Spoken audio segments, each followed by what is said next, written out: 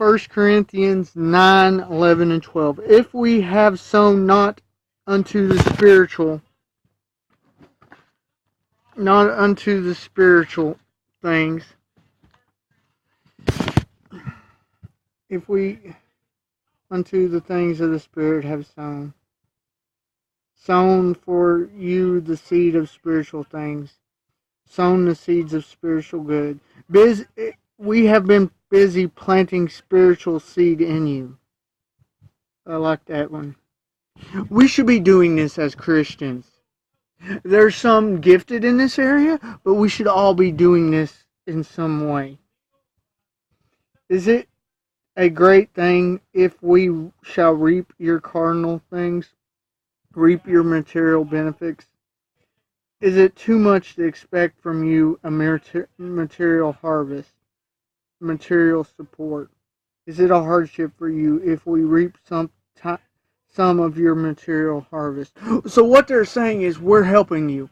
We've done this spiritually. You're providing and giving to all these other apostles, but we're the ones that God truly used, and you're avoiding helping us.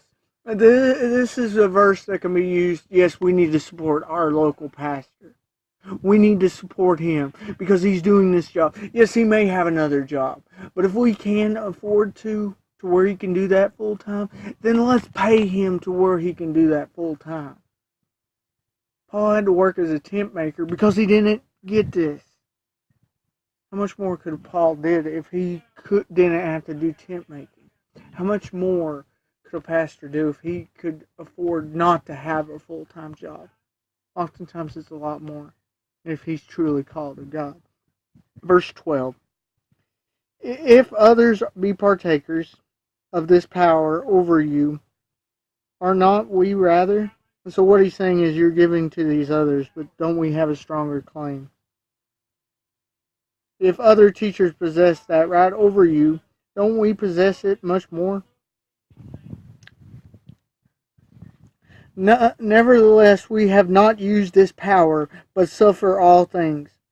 Availed myself not such right. On the contrary, I put up with all that comes my way. And so what he's saying is, we're suffering. We don't have food. We're going without because we're not holding you to this.